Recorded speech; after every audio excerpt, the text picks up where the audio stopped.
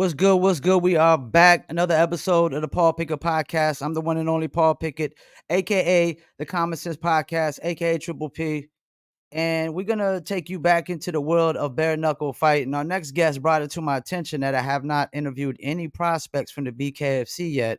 So we're gonna change all that. This guy is actually the youngest prospect in BKFC history.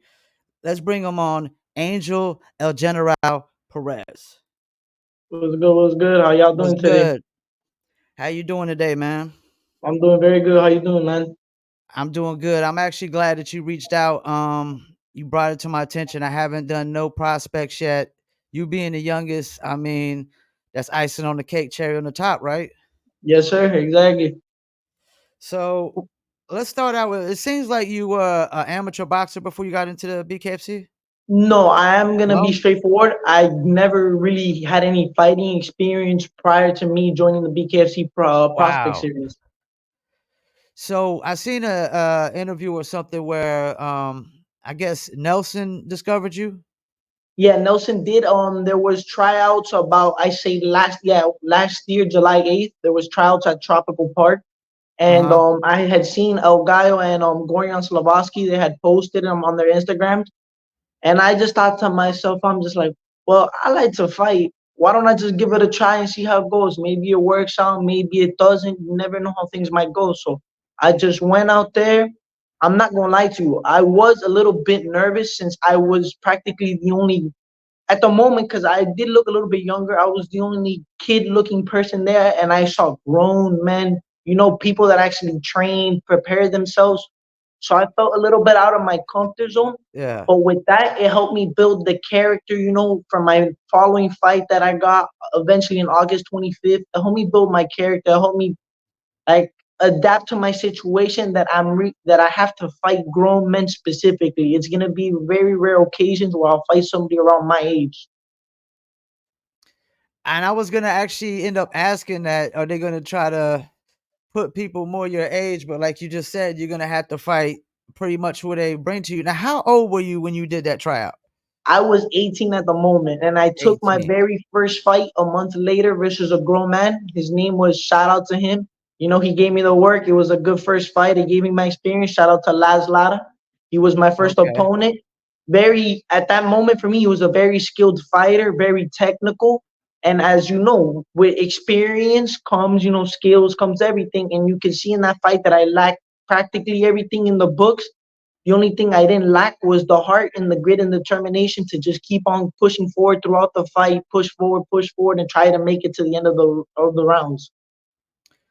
Now, what do you think it was that they saw in the tryouts that made them say, "Hey, let's give this kid a chance"?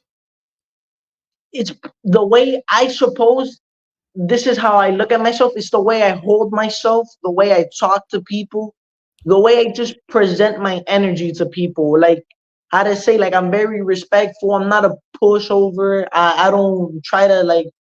How do I say this? Like I'm a very nonchalant person, and it's just the way that I just how to say. I say it again. The way I bring myself towards people and I conversate with them, and I explain them things. I don't know. I have a charisma to me. I don't know the exact what it is, but I have this charisma to me. When I talk to people, they like it and they get intrigued and have conversations with me. And it was too. You got to think about it too, my man. I was the youngest kid there. Everybody else you could see in the trial videos, everybody there were grown-ups. So to them it was just like, whoa, a kid here? There's just like, let's give him a try. You never know. Maybe we can make him the next BKFC superstar. How I could go, how I could flow, because I'm very young, you get me? Everybody that I saw at the tryouts, I'm not gonna lie to you, they were a lot older. They were past 24, 25 years old, you get me? People Yeah, like that, yeah, they're good to fight for a certain amount of years, but it's not a person that a company can develop and build around. You get me? When you're my age, yeah. 18, 19, they have years and years of building and developing around that person. Now, so I'm guessing Nelson reached out to you first after the tryouts. Like, what was Yeah, that he did. conversation like? What was that conversation like? I'm gonna tell you straight out. I was at the grocery store. I was finished getting my groceries. I get in the car and I put because I had Nelson put as on my phone as contacts. I had him as BKFC. So when I see my phone, I'm like, nah, no way. They're actually calling me. So I answer the phone and it's Nelson, and Nelson's like, yo, my man, you ready to fight? You want to fight August 25th August 25th at the Youth Fairgrounds? He's like, I got an opponent for you, 120 pounds. And I looked at my call. I was just like, I was thinking about it. I'm like, man, give me the fight. I'll take it. He's like, all right. It was, I say, about a week, maybe a week and a half after the tryouts. And when he told me that, I am gonna be honest with you, Paul. I wasn't really training like a fighter at all. You get me? It was Yeah. something brand new to me. I didn't even have a gym. I didn't have anything. So when he gave me that phone call, I was excited. Like I was like, I'm gonna go fight. Perfect. I tell him I'll take the fight.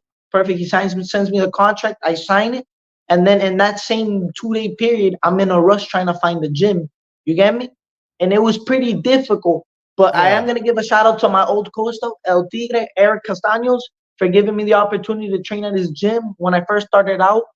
It was a blessing because he was the only person, and he was the only person to give me like to like not believe in me, because I am gonna be honest, he was very skeptical of, a person that just started fighting to take a fight in a month's notice. Because I Yeah, I understand was as a gonna coach, ask that.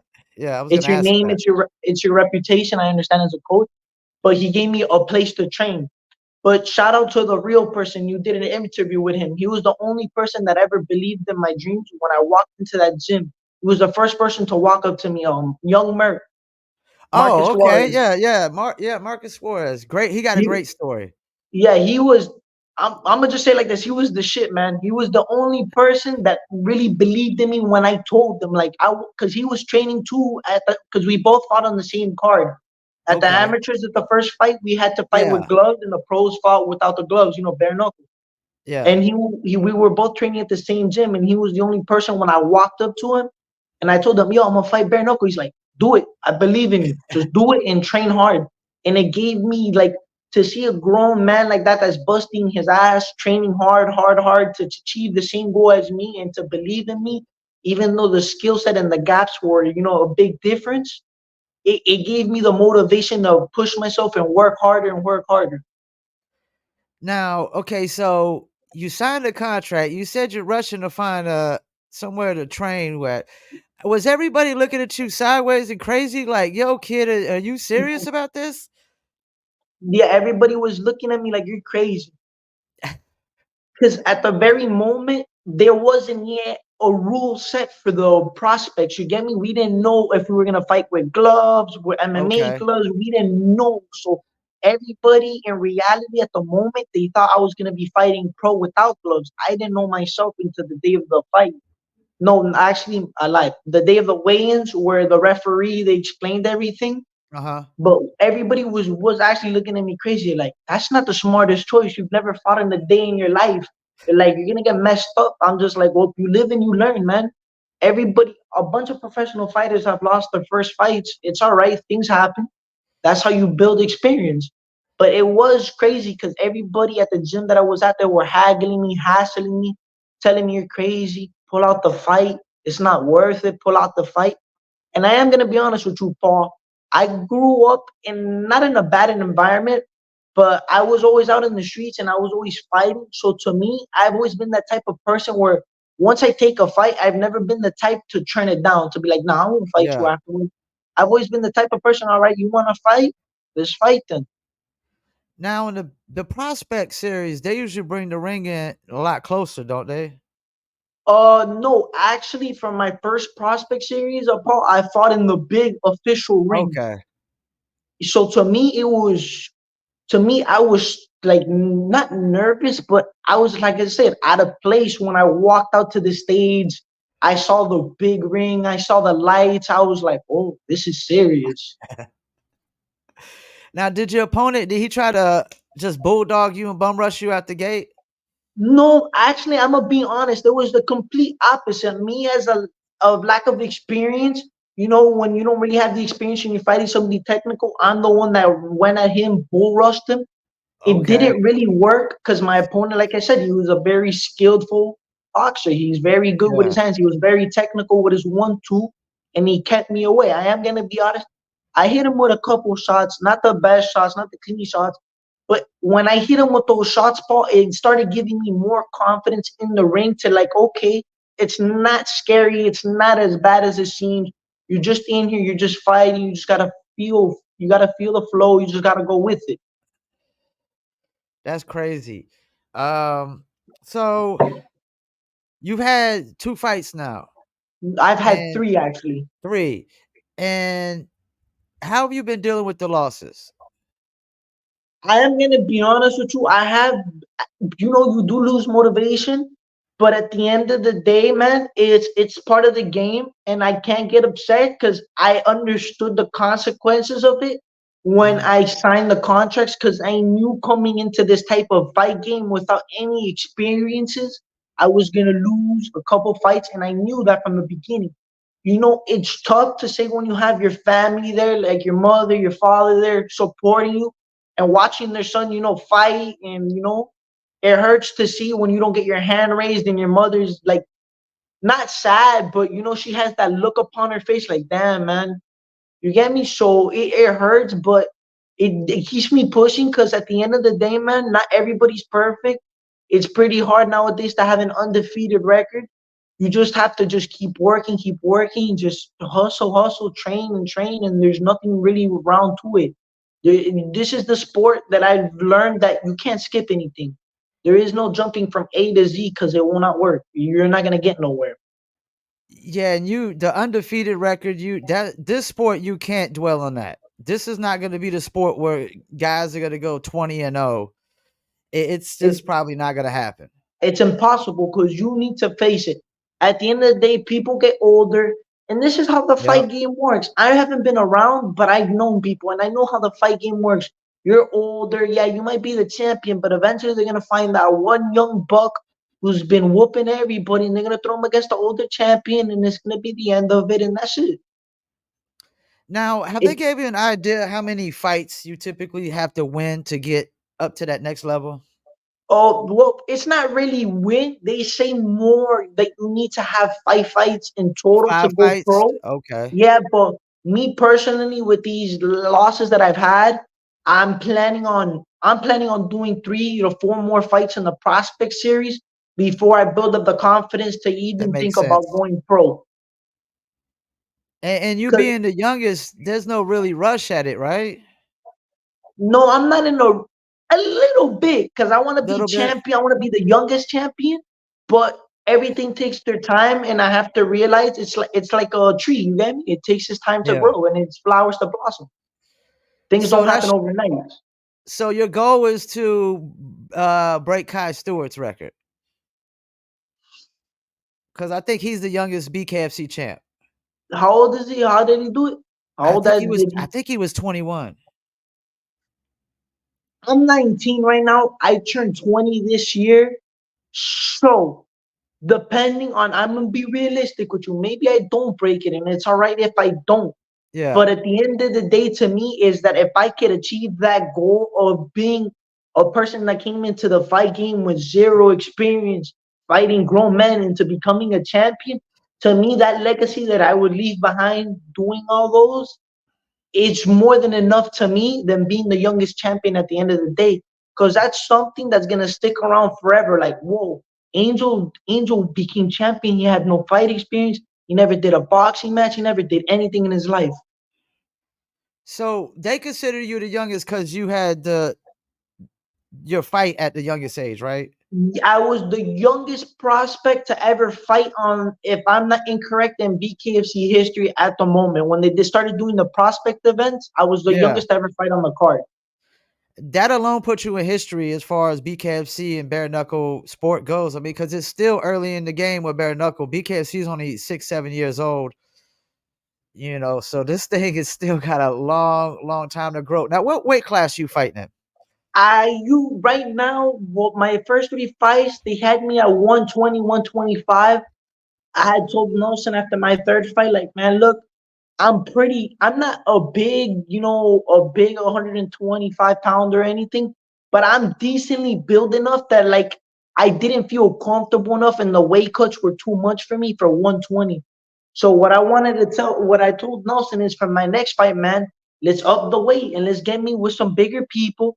Cause, like, how do I say? Like I when I cut the weight, Paul, I don't feel right as a fighter. Like I look skinny. I don't feel as physically able as when I'm around my weight at 135, Yeah, 140. It's for me. And two, you gotta understand. When I did my first fight, Paul, I was at 140 pounds, and I never cut weight before in my life. So I had to figure out how to cut weight on my own 2, 3 weeks before the fight. And that, yeah. I'm gonna be honest with you, that was one of the reasons too that it messed me up that fight, Paul, because I did A the lot of worst fighters weight. say that. I did it the wrong way, Paul. You know how I did it? Without eating. You know, I went a week without eating, eating very minimal, probably a little piece of bread with an egg. You know, I Yeah. didn't take the right proper steps. Now that one gets older and one understands the fight game now I'm trying to work with a nutritionist, have my coaches, my strength and conditioning coaches. So when I'm ready, when they call me to fight, I'm fully prepared to go. I've interviewed enough guys to know that they've said that just trying to make weight for some of these fights, because you fight, some of them fight two different weights. It's takes a lot out of you. It takes a toll out of you. That, like you said, it's probably best to fight at your weight. So you originally want to fight at bantamweight. Yeah, I want to fight at I 135 mean, around there. that is the tough. You talking about, that's a tough division, yo. I know it's a tough division because a lot of these fighters. I am not the tallest fighter. I am gonna be honest. I'm probably one of the smaller fighters on the roster, but I like a challenge. I like taller opponents. I like people that are coming down from heavier weight classes. Because to me, the people I train at in my gym, Paul, I am gonna be honest with you. Everybody in my gym is 40, 30, maybe 50 pounds heavier than me, and I am Okay. the lightest one in the gym. So to me, I'm used to working with people that are used to muscling up smaller people, putting the pressure on smaller people. So to me, I like challenges. I don't honestly like fighting people at lower weight classes. I'm gonna be honest with you. They are, how I say, more technical and they're a lot faster, Paul. And Yeah, yeah. like speed and technicality kills a lot. So, what's your height? What are you at your height? I'm at around like 5'6", 5'7", maybe if I got a So pair you're, of yeah, shoes you're on. about, Keith Richardson, Rockstar's height, and if you fight Bantam, you'll be his weight. I mean, he's probably a little bit more cut than you, because I mean he's a grown man, so he's had more time to work Yeah, on. But I develop mean, his body physically. you got a tough division. I mean, you got Alberto Blas, who's champ right now. He's got to fight my second favorite fighter, Ryan Reber, at BKFC 66. You got Rockstar gonna be trying to get his belt. Justin Ibarolo. Albarola, he's on the rise. Chris Garcia. Yeah, this is gonna be a tough division, man. Yeah, but Paul, And you got to think about it too. As time flies, those guys are gonna get older. they are Except they except Indio, I used to train with him. I don't know what it is, but I am gonna be honest with you, Paul. Cuban genetics are something special, man. Cause that guy Indio, he's a very special fighter, man. His speed, his explosivity, everything he has, he's a human weapon practically. He's So gonna you're be. Cuban? I'm Cuban too, yes, Paul, but Okay. so like to me, like that genetics, like I wasn't gifted with athletic genetics. You get me? I've had to work for what I have. You get me? Some people Yeah. were blessed with that, like Indio. Like I trained with him a lot at my very beginning of my career. He gave me a lot of good pointers and everything. But man, seeing him train and the way he would train, it was like it's like there's levels to this, and it excites me because it's just like damn. Eventually, if I work hard enough, I'm gonna get to be able to get to these levels, fight these top guys, and challenge them. That's the thing. All these guys say they're dogs, and when you see the videos of them working out for fights, even when they don't got fights, they're working out the same way. I have to admit that most of them have the dog in them as far as working out and training. Now, sometimes though, they get in there and they quit. Now, BKFC, I've heard a lot of people explain it like, or bare knuckle in general, that it starts out fast and gets slow, opposed to boxing, which starts out slow and gets fast. Have you found it to be that? Yeah, I experienced that firsthand on my third fight. Because my third fight, I mean, I'm gonna be honest with you, it was my best fight that I've. To me, it was the best fight I could possibly give that person. And I am gonna be honest with you, the first 2 rounds, Paul, I was popping off. I was throwing rights, lefts, everything.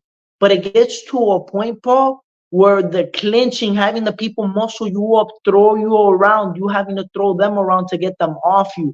It wears you out, man. And the Yeah. problem is with these being bare knuckles that your hands are so light that the lactic acid builds up in your muscles quick, quick, quick. It's not with the gloves that you're there, you're timing yourself to throw a punch, you're waiting on it. Bare knuckle, you can't really wait too long because you don't know what the other guy is waiting to do. He can maybe be an explosive fighter who comes at you rushing, and that's it. You waited too long and you got dropped. Or you're fighting the slick fighter like Austin Trout, very good with his Yeah. moves, very stick Yeah. and move. Yeah. It's a game where like you have to be.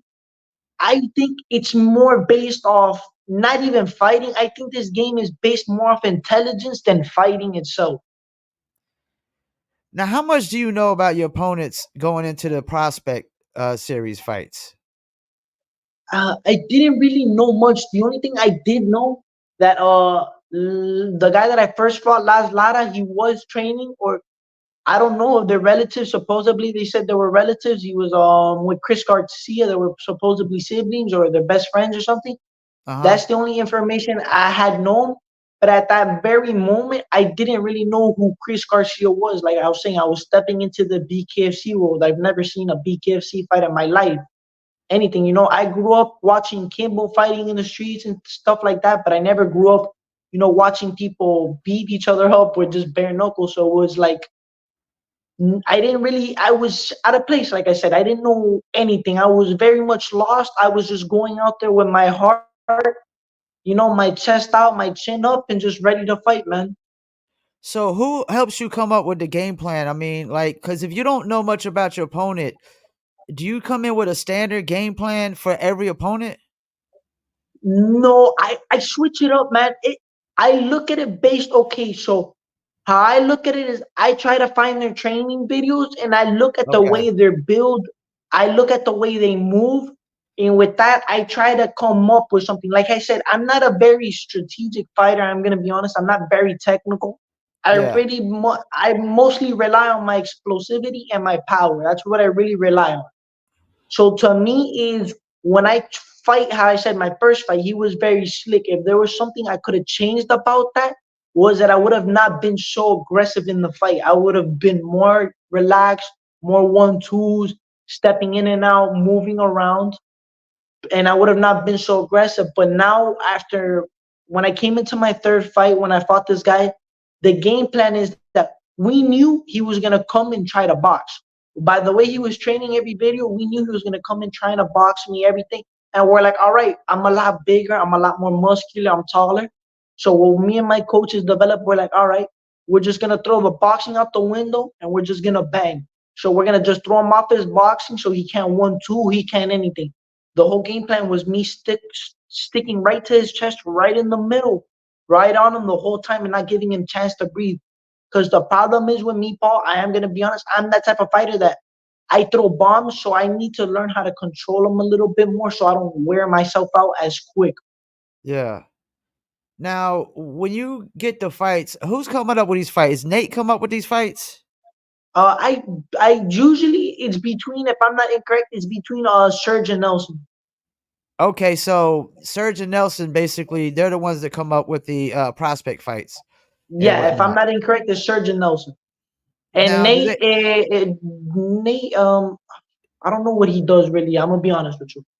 Well, Nate usually comes up with a lot of the fights for the a lot of the BKFC 66 and Knucklemania and stuff like that.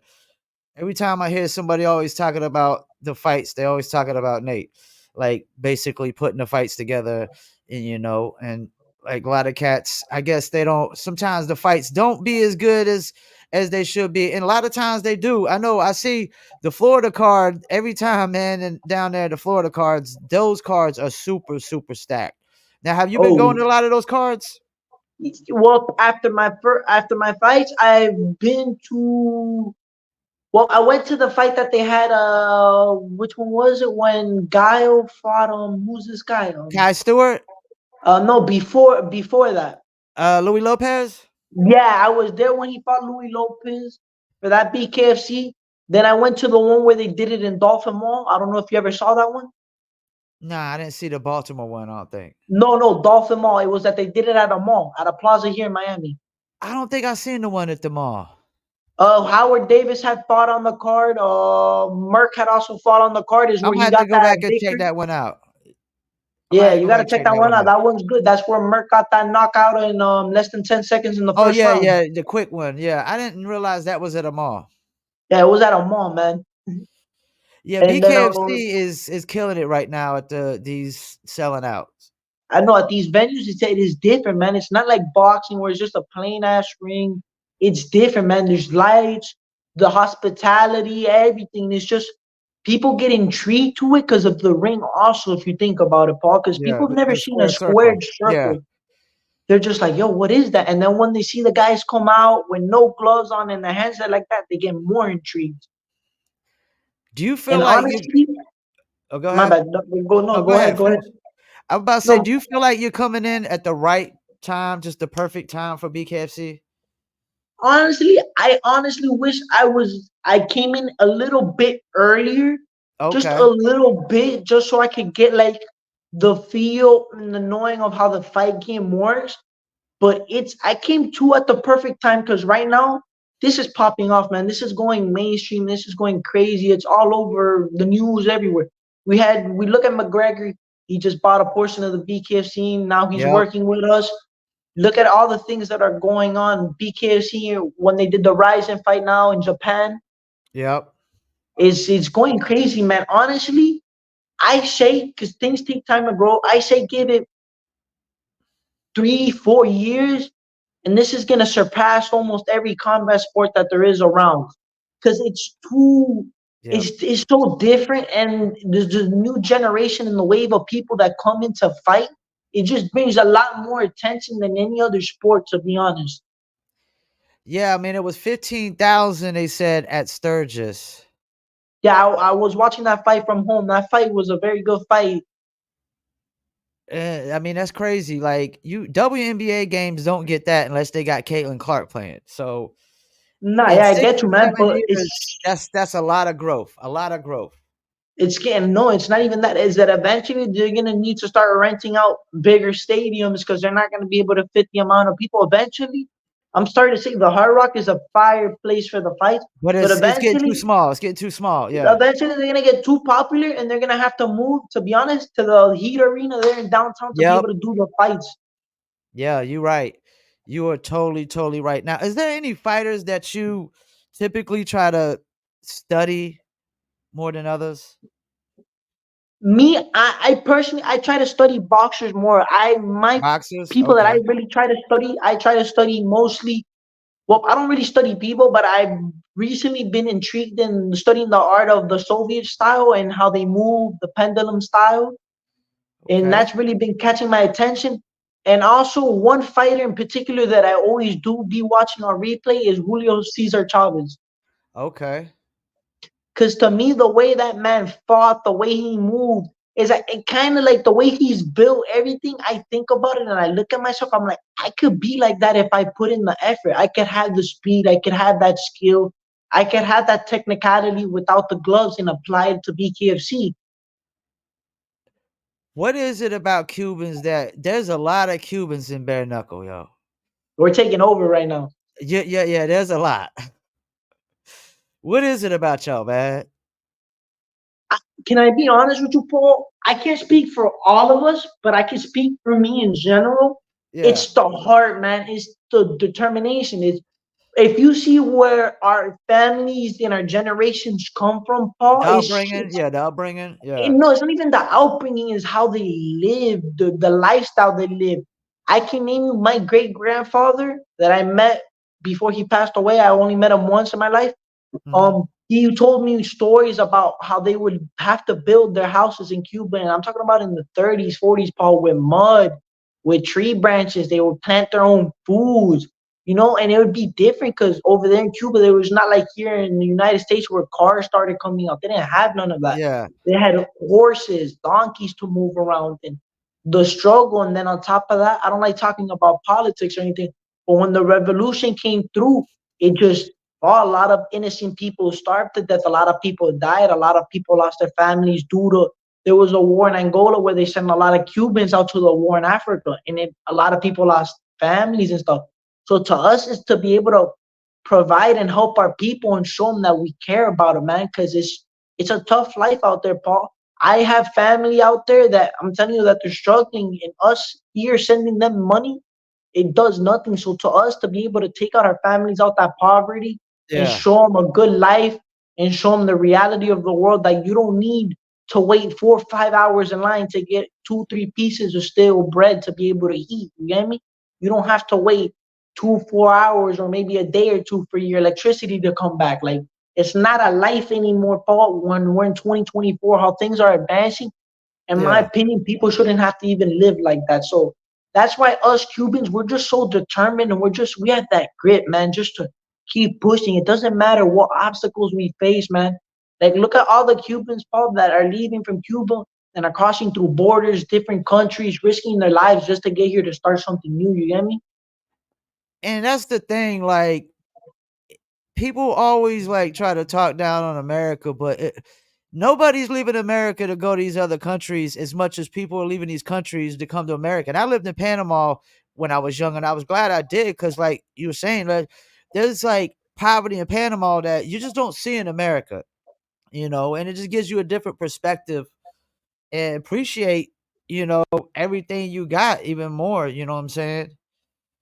It's not even So that, Paul. It's that, when have you seen like when have you seen in America kids having to walk down mountains, wet sand, all that, just to 13, 14 miles just to get to school, just to get an education and come back and that's do the same thing crazy. to get back home again? You don't That's see that crazy. here. So, what's your preparation like right now while you're My pre- waiting for the next fights? my preparation right now, I've been mostly focused on it. I'm gonna be straightforward because I've always been like that. I have not been working on any boxing skills because right now I feel more than confident enough with the hands that I have right now. What I've really been working on is what's been my downfall for my fights, which have been my cardio and Okay. my and let me see, and my strength and conditioning. Because Paul, I took all those fights without none of those preparations. Like I said, we're just heart and ready out there to go fight. But now, like I said, I'm smarter, so I'm doing mostly strength and conditioning, focusing really much on my cardio and my legs. Because Paul, last fight, my legs did give out on me, and that was one of the reasons that I lost. Like, you Hmm. can literally see in the video, I go to step and my leg just shut off on me. I didn't even know how to react. I was like, "What is this?" And it was like, it was embarrassing because I had put in all that work at the end of the day just for my legs to give out on me. So that gave me the motivation to just bust my ass, Paul, because I don't want to have that feeling again where I'm in the middle of my fight and I go to take a step in and my leg gives out on me. So I've been focusing on just straight strength and conditioning and cardio. Now, while you're under a prospect series, are you under like a fight promotion? What do you mean by that, Paul? Like they got these fight management groups. Everybody's in like you got all in and things of that nature. I don't do none of that at the end of the day because I still don't know where this might lead for me, Paul. Uh So huh. I'm not signed with anybody, and I'm not thinking about signing with anybody because I am very young. There's a lot of things that go behind that, as behind those contracts. There's a lot of things Yeah. that go on behind those management groups. I want to wait until I'm a little bit more older, mature, and I have, because usually, I'm gonna be honest, my mother is my accountant. She does everything for me. She's the brains of the group. So I go, when it comes to things like that, I go by her because she's older, she's been around, so she understands how things work before I make a decision on my own that might screw me at the end of the day. So BKFC didn't really, being so young, they didn't put nobody with you to kind of work with you directly. Not really, because how do I say, Paul? I was like I'm a project. You get me? I'm a Yeah, project yeah, at the moment. They can't, like, you can't build something around that the project until the project blooms. Because at the end of the day, what happens if I would have quit? If I would have gave up the BKFC, all that time and investment that they would have put into me would have gone down the drain for nothing. And I understand them as a promotion, and I don't yeah, mind that. I rather it be like how it is right now, where I'm figuring out my circle of people, my coaches, my trainers, people who I can trust, to work with. And then yeah. later on, when opportunities come down the line, well, whatever happens, happens. You get me? So I saw an interview you did with Big Face from Knuckletown. I used to do a podcast with him called Circle of Kings before we had a falling out. Me and him probably actually need to get in the ring and bare knuckle it out and probably, it'll probably come back together. But where was y'all at when that interview took place? Oh, we was at Dolphin Mall. It was at the Okay, Prospect City. that was at the Prospect series. And was that your And first interview with anybody no, dealing with after BKFC? actually, Paul, I never got to see the interview. But after my first fight in the youth fair that they had here at the Prospect Series, I Yeah. had gotten an interview by I don't know if you've heard the company Toro Loco Churrascaria, Nah, I'm not familiar the with them. steak place. They sponsor Indio and stuff. I'm not familiar with them though. Oh, well, it was a restaurant that they're very, very famous out here in Miami. They were the first people actually to do me an interview, and I was after the fight, Paul. I'm gonna be honest with you, I was nervous. I was like, damn, I don't want to stutter on the interview. I don't want to mess it up. But it was good though to get the exposure. But at the same time, I did feel a little bit awkward because I've never had a professional, those professional high grade cameras pointed at me. I was like, oh. And after the fight and after all that, I was just like, I was, a little whack out of place. Now, I think they said in the interview, did Josh Chassie help set up that interview with the Knuckletown? No, I actually walked up to Noble Time and I asked him, "Hey man, I'm Okay. a prospect. Do you think you could give me an interview?" And he said, "Yeah, man, let's run it." Yeah, because Big Face is actually really close with Josh Chassie. You familiar with Josh Chassie? No, I am not actually. Yeah, he actually works with BKFC too, and I think he actually works with the prospect with him and Nelson have a lot to do with that. So you don't know when your next fight is gonna be? At the very moment, Paul, I do not know, and it's honestly better than me fighting Rush because I did fight in April not too long ago, and Okay, I've already had 3 fights in less than a year. that's a So lot. I rather save a fight for the end of the year so it gives me more time to get ready, more prepared. So when I go out there, I can show everybody my skills and put on a good show for the people. Besides winning the belt, do you got any other kind of goals in the sport? Man, to be honest, man, just to leave a legacy, man.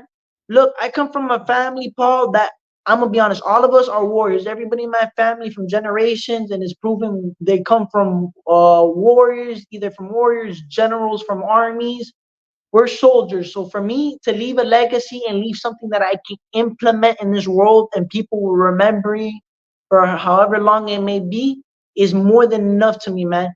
Because I just want to be that person that's just like, bro, you could come from nothing, have no experience in nothing and become something, man. Sometimes it doesn't matter. Sometimes you don't need a skill set. Sometimes you don't need somebody to help you out. Sometimes you just do it with enough value, enough heart, man, and with the love and dedication, it's gonna come flourish, man. I just want to be able to let people know that, bro, anything is achievable in this world. It doesn't matter your situation, it doesn't matter your outcome, it doesn't matter what position you're in. If you really want it bad enough, you'll go out there and go do it. Now, what kind of advice would you give somebody that's as young as you trying to get into the sport? The advice that I would give them, Paul, straight up, work hard, don't cheat, don't smoke, don't do anything that's bad for your health, and just focus on training. I'm being realistic as a fighter. Some people may not want to hear this. You can hear it. Women are a distraction as a fighter. You got to get rid of that, especially if you're around my age, because that is the biggest distraction nowadays around my age. Women and partying. I can see And if that. you and if you really want it, man, you just gotta block everything off, ghost everybody, go to the gym twice a day. Twice a day equals weightlifting in the morning, boxing at night, or whichever way you want, and just work and work and work. Because this is a sport. It's not like boxing. This is a sport. If you don't train, you're gonna get hurt. And it's not a joke. This is not like boxing where you'll get knocked out, boom. No, this is a sport where you'll get a cut from here to here, and you can lose your eye, you could go blind, you could potentially lose your life in the sport. And Somebody already has. this is something that you have to take super serious. This is not a joke. This is one thing Merck told me is like, this is do or die in here. You will die in there if you're not fully prepared for the sport. There are some people that you're gonna fight that do not give, you know. about you, and they're gonna go in there and apply pressure and hurt you as bad as they can. And sometimes people don't understand that. They think it's a joke, and they go in there like, "Yeah, I fought it in the streets before." You fought it in the streets, but here's a different ball game when you're fighting somebody who's been boxing 10, 9 plus years, and he's putting the hands on you. You're really getting hurt, and you can't even defend yourself. Now at this point, now some people always say I be seeing like some of these fighters they still want to go and box or still do MMA or whatever. At this point, are you all in on BKFC or are you trying to possibly do both, like box and do All in on BKFC? BKFC. Look, Paul. When I told myself that I was gonna fight for this company, I had not. Look, Paul. I'm gonna be straight up with you. I didn't finish school. I didn't do a lot of good steps to have a prosperous life. I don't have nothing to fall back on, Paul. I'm being straight up with you as a man. This is my only option, so I have to make this work. And Yeah. I and shout out to Nelson, shout out to Serge, shout out to Feldman for giving me this opportunity and a place to fight and a place to call home. Because, bro, I could be honest with you. They could have easily that day at the trials, could have been like, man, pass this kid and just let him be. And I would have had nothing to fall back on. I would have had to gone back to school, study, you know, and be that type of person that didn't take the right steps. So to me, Paul, I have to full send it, man. I can't back out of it because I don't have nothing to fall back on. And I am very appreciative of the opportunity that I have because it is like I say, it's a company that is growing. It is going to become very major and it's going to become world, mainstream media. It's going to go stupid. Like people are not going to be able to no other sport's going to be able to compete with it. So it's just like, why not? Like, like if the opportunity was presented to me at the door, why not take it? You get me? Do you think now the only competition really is UFC, right? Yeah. And karate combat. I am not gonna lie, they are growing pretty quick in popularity too. Can it ever pass UFC? Can UFC just get to a point where it just doesn't Eventually, the way I see UFC going, with all the fights that they're having lined up and everything, it's gonna get boring. Eventually, That's people what are I'm gonna get. thinking. That's what I'm Eventually, people are thinking. gonna to get tired of watching. No offense. Shout out to all the Russians, but the Russians are taking over the UFC, and a lot of people are not gonna pay 80, $90 to watch 30 minutes of two guys being on the ground just dragging each other, trying to choke each other out.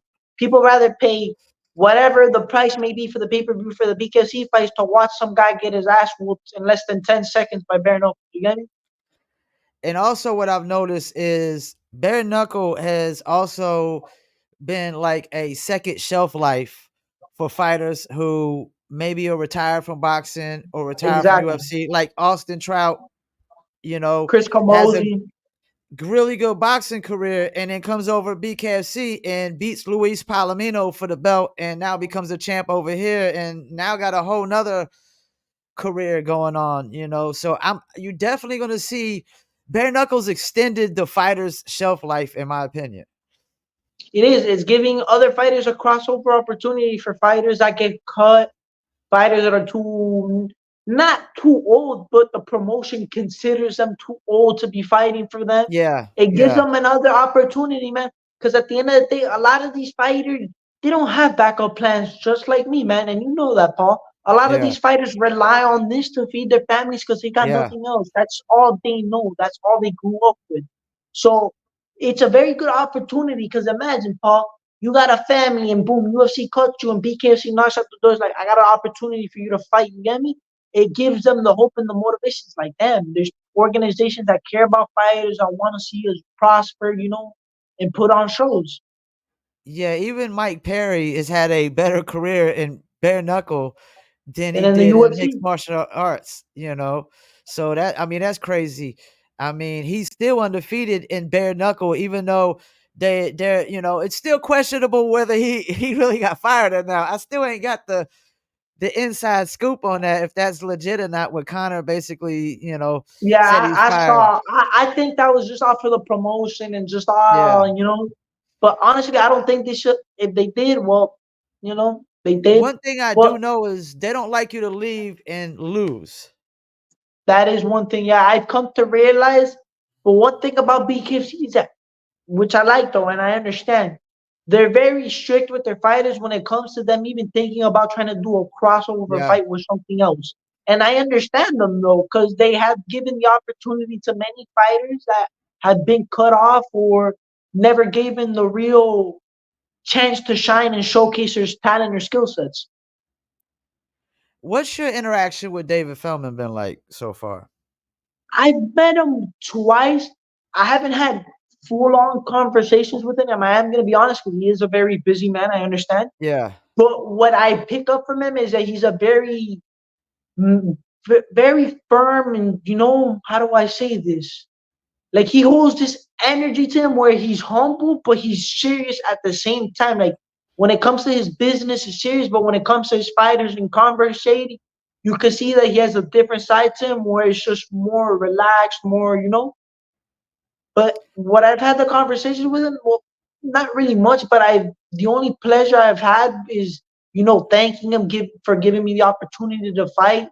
One day I do want to have an actual full on conversation and really thank him and show appreciation to him because that is the man. Shout out to Feldman for giving me the opportunity.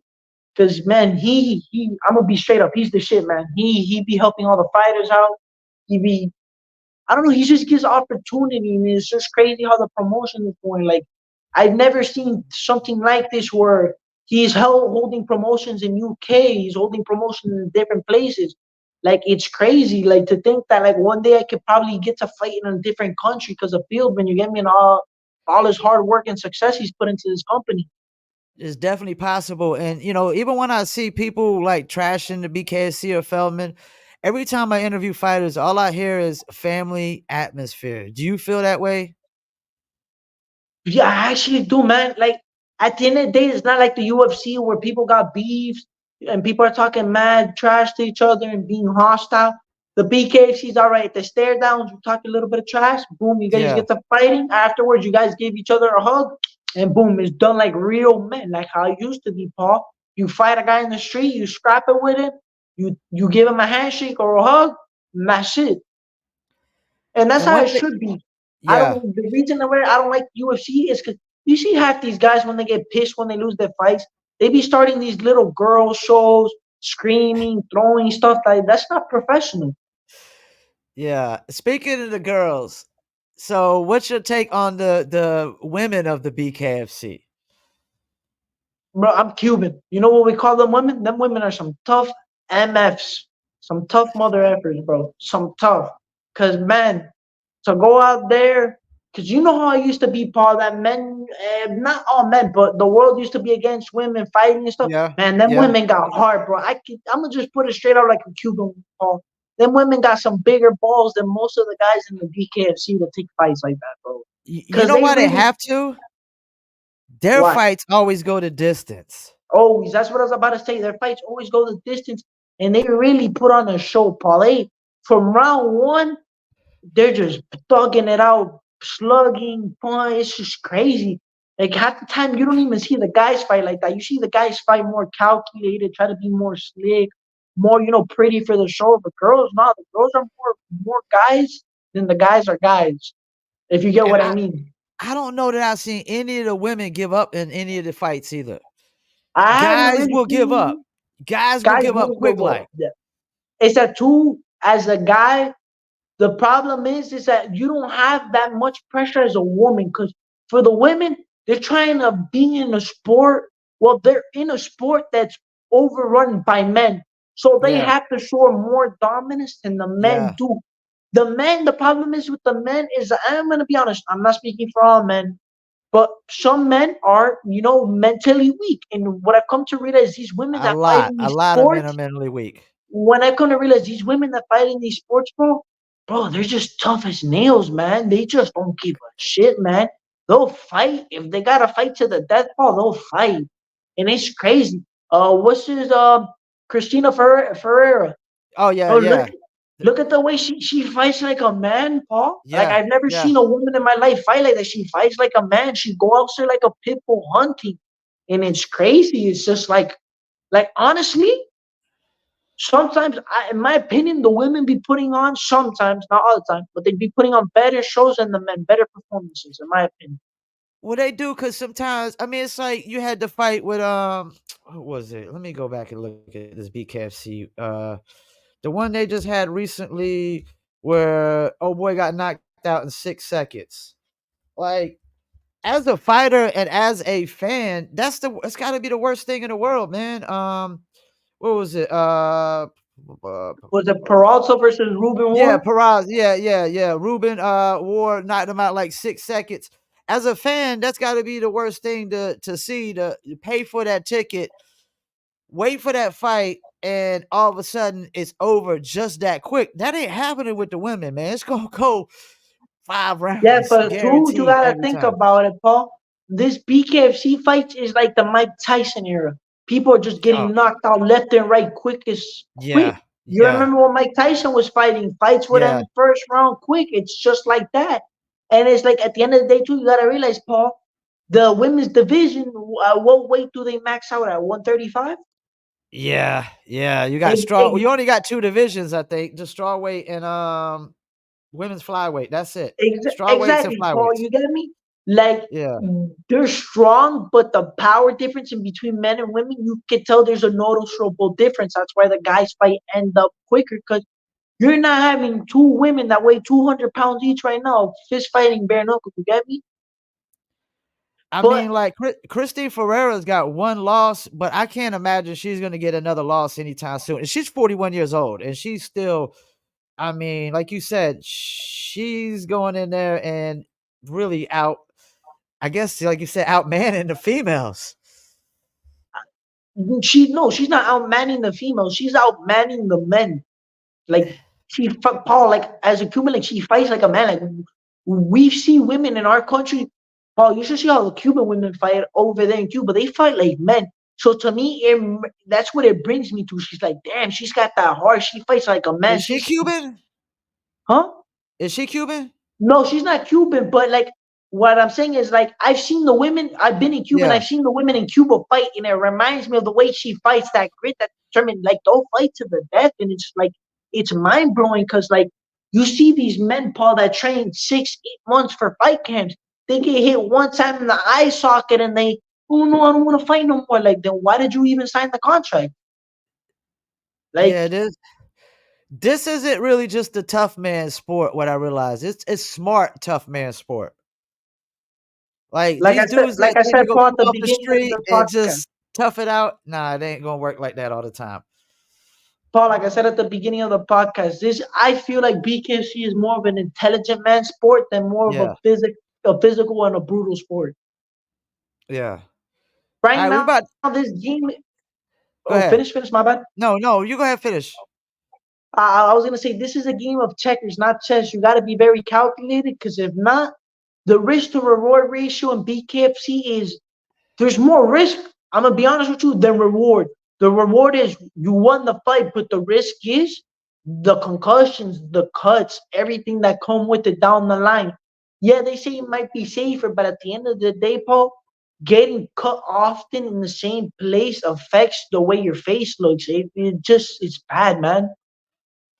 I saw a video where you were sparring. I guess you were boxing sparring against Ibrahim Robertson. It seemed like you was toying with him. Was you toying with him? With who? The sparring video you got on YouTube with Robinson. I don't have any sparring videos on YouTube. Oh, I thought that was could have sworn that was you on the sparring video they had on YouTube. No, man. I try to keep my sparring footage low key. I try not to really post any of my training except the weightliftings and things like that. I try to keep everything I do hidden. Okay. And you said you ain't seen the interview with Circle of Kings yet, right? No, I have not. I'll send it to you when we get off. They actually got a clip up. They did a little article about you too. Oh, that's fire. I didn't know that.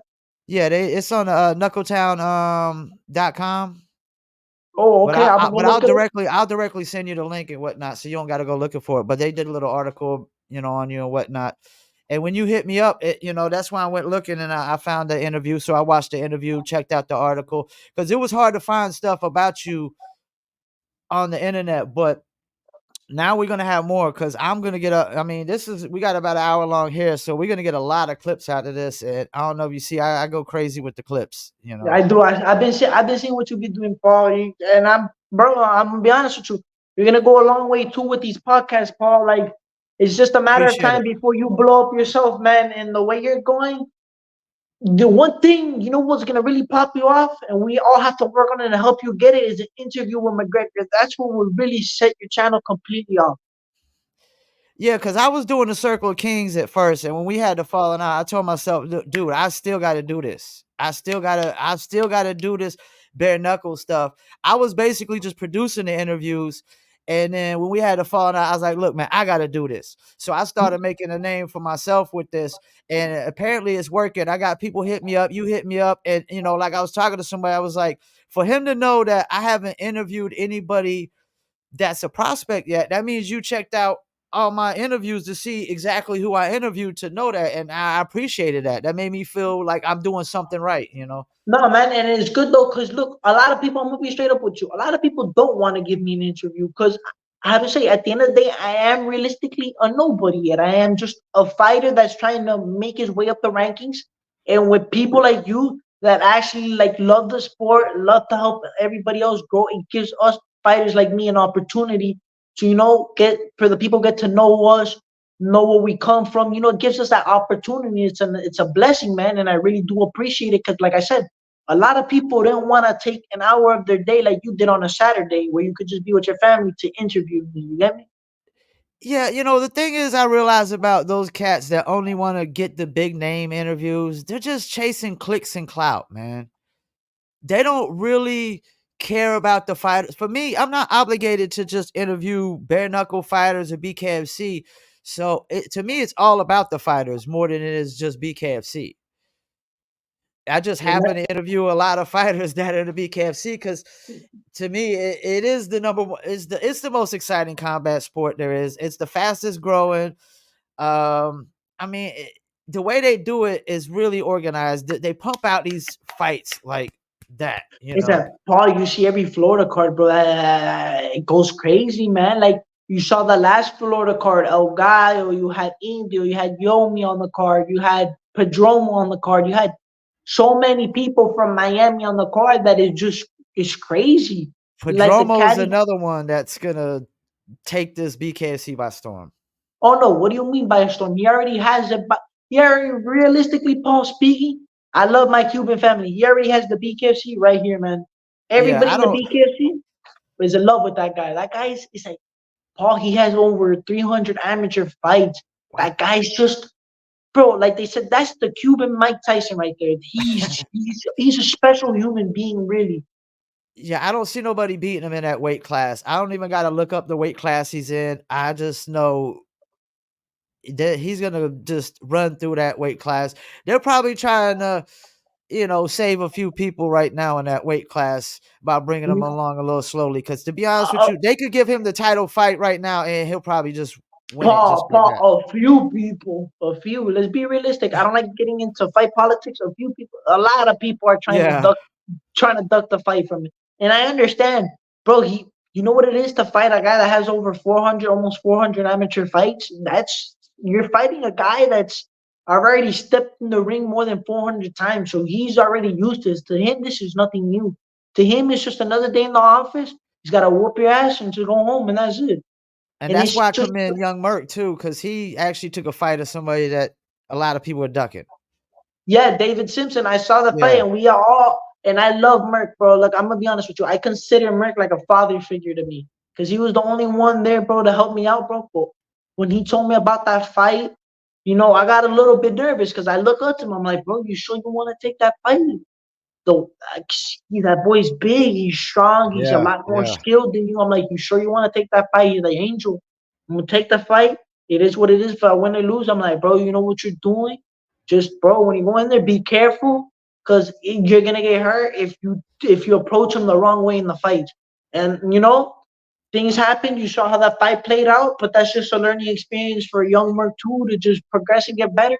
Because look, he already fought a pro fighter, a real pro fighter that has experience, and that's what every fighter should do. They should at least have not one loss, but they should at least have one fight against one pro vet that has years of experience because it really molds you and it adapts you. And you're right about David. I mean, he fought Redneck Mandel for the belt. He could fight Southpaw switch the It's right not hand. even I that. mean, It was weird to see the way he fought, the way he would switch step and walk yeah, backwards, and he would switch, and it was just like it was very interesting because it was just like I've never seen out of all the fights I've ever seen him. I've never seen somebody fight in such a peculiar way. He would step back, switch, and it was just like, and it got me thinking. He was like, he's one of these type of fighters that he's just waiting for you to drop one of your hands just to get a nice clip, and that's exactly what he did. And that's where experience plays a role. But it's good for everybody, man. Honestly, everybody that's ever whoever's gonna watch this podcast, remember what I'm saying. Fight one good fighter that has years and years of experience. It doesn't matter if you lose or win. At the end of the day, it's the experience that you get from it, and it's gonna mold you for your next fight. Everybody it, needs to take one pro fight versus a fighter that has at least 10 plus years of experience. It's the only way, man. It's like every fighter now that's been challenging Canelo. What's the issue with that, Paul? That you've seen? They all lack the experience. yep. All right. Well, before we get you out of here, man, any shout outs you want to do? Man, just shout out to you. Appreciate it. Shout out to Nelson. Shout out to Serge. Shout out to Young Merc. And that's about it. Everybody, I need you to come watch my guy Paul's podcast. I need everybody, and I'm gonna post it on my stories. I need everybody to Appreciate it. come tap in to watch him, watch all his videos. This man is the shit right here. He gives everybody the opportunity and a blessing to showcase themselves on TV. So, man, everybody just follow my guy Paul, man. And I really And appreciate this opportunity that you gave me, my man. And I'm gonna make sure I personally clip up, what we said about young Merc, man. You know what I'm saying? Put it out there because Merc, he'll show love back too, man. He'll accept that inviter collab and post it on his page as well. He's really great guy. That's the thing I realized about y'all, man. Like y'all love to fight, but everybody I interviewed, y'all are like really nice, decent human beings at the end of the day, man. Because at the end of the day, Paul, it's a mode that we have. We can't keep that fighter mode activated because it doesn't work with day to day lifestyle. It doesn't work with Yeah. being a at the okay. When we're training for camps, we're not regular humans anymore. At that moment, when we're training for fight camps, we're fighters. When we're outside of it, we're just regular humans. We're just like you, Paul. We gotta cook, we gotta clean, we gotta help out our grandparents, we gotta help out our family, just do regular people stuff. That's what's up. Well, appreciate you coming on here, man. As soon as I get off, I'm gonna start clipping up some clips to put out some clips. I'll put out the full interview about 2 or 3 days later. We'll have it on YouTube, Facebook, Instagram, Rumble, BitChute, and then we'll have an audio version we're gonna download. That's gonna go on Spotify, Apple, Amazon, Deezer, TuneIn, Stitcher, and I'll make sure I'll send you all the links just in case. Perfect. Thank you, my man. Appreciate it, man. You have a nice day, man. You too, Paul. Have a good one. The General is All right, out. peace. Well, there you have it. Youngest prospect in BKFC history, probably the youngest prospect in bare knuckle history. Angel El General Perez, friend of the show. Definitely gonna follow everything he's doing. I'm so excited that he reached out to me. It feels good that I can actually interview a guy that's pretty much, in the history books for BKFC or probably bare knuckle fighting in general. I mean, he fought his first fight at 18. I mean, that's crazy. A lot of these guys are coming in from MMA, UFC, boxing, all these other things, jiu-jitsu, whatever, and then coming into the BKFC as grown men. So I'm just excited to see what the future brings for El General Angel Perez, man. Once again, I want to thank y'all for tuning in to another episode of the Paul Pickett Podcast, where we go into the world of bare knuckle. Yesterday, we went to the world of amateur MMA and amateur boxing with Warren Panasco. Go check out that interview as well. As soon as I get off here, we're going to clip up these clips and get it promoting. Peace. I'm out.